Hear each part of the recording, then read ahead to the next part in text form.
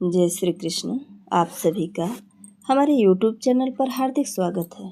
आज की इस वीडियो में आप सभी जानेंगे कि साल 2025 में आश्विन सर्वप्रीत मोक्ष अमावस्या कब है, स्नान दान और तर्पण तथा व्रत किस तारीख को रखा जाएगा, पितृमोक्ष अमावस्या में कौन कौन से उपाय करने चाहिए, हवन तर्पण क्यों करना चाहिए, किस प्रकार से करना चाहिए तथा इस अमावस्या को सर्वप्रीत मोक्ष अमावस्या क्यों कहा जाता है। आज सभी चीज़ों की संपूर्ण जानकारी।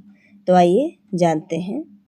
साल 2025 में अमावस्या तिथि का प्रारंभ हो रहा है शनिवार की देर रात 12:17 से, यानी कि यह 21 सितंबर रविवार का दिन होगा और इसका समापन हो रहा है रविवार की देर रात 1:23 में, यानी कि 22 सितंबर दिन सोमवार माना जाएगा।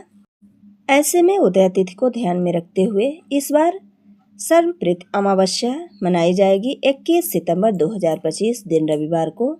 इसी दिन स्नान दान और व्रत सभी कार्य पूर्ण होंगे। 21 सितंबर 2025 दिन रविवार को सूर्योदय होगा सुबह 6:19 में और सूर्यास्त होगा शाम 6:20 में। इस दिन ब्रह्म मुहूर्त का समय रहेगा 4:43 से 5:31 तक। पितरों के निमित्त तर्पण सुबह 11:01 से 12:50 तक होंगे। इस दिन राहु काल का समय रहेगा दोपहर 4:30 से 6 बजे तक। 21 सितंबर 2025 दिन रविवार को शुभ मुहूर्त है।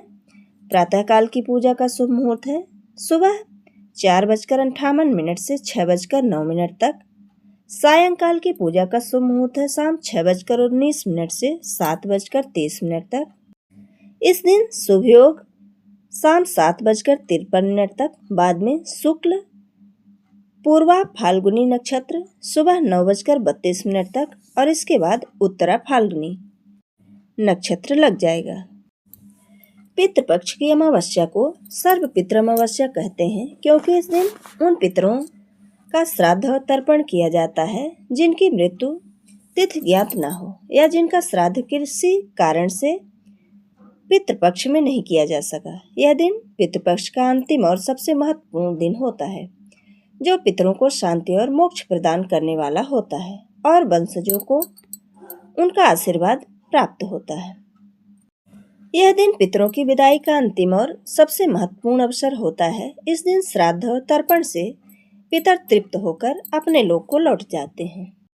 सर्व पितृ अमावस्या पर किए गए श्राद्ध और तर्पण से पितरों की आत्मा को शांति मिलती है और पितृदोष से मुक्ति मिलती है।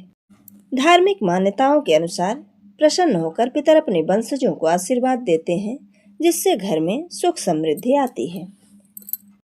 यह दिन ज्योतिषियों की दृष्टि से भी बहुत महत्वपूर्ण होता है क्योंकि इस दिन सूर्य और चंद्रमा एक साथ आते हैं जो पितरों को धरती पर आकर अपने वंशजों के द्वारा दिए गए भोजन और जल को ग्रहण करने का अवसर प्रदान करते हैं। सर्व पितृ अमावस्या के दिन सुबह जल्दी उठकर पवित्र नदी में स्नान करना चाहिए या फिर घर पर ही पानी में गंगा जल मिलाकर स्नान करना चाहिए। इस दिन पितरों के निमित्त तर्पण और पिंडदान करना चाहिए। साथ ही गाय, कुत्ते, कौवे, देवता और चींटी के लिए भी भोजन निकालना चाहिए। इसके बाद ब्राह्मणों को भोजन करवाकर दान दक्षिणा देना चाहिए। पीपल के पेड़ की पूजा करनी चाहिए जिसमें पितरों का वास माना जाता है। उनके साथ परिक्रमा भी करनी चाहिए।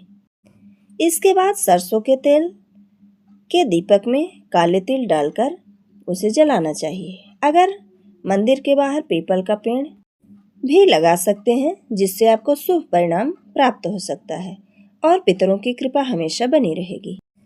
गरुड़ पुराण के अनुसार अमावस्या तिथि श्राद्ध परिवार के उन पूर्वजों के लिए किया जाता है जिनकी मृत्यु अमावस्या, पूर्णिमा और चतुर्दशी तिथि को हुई होती हो।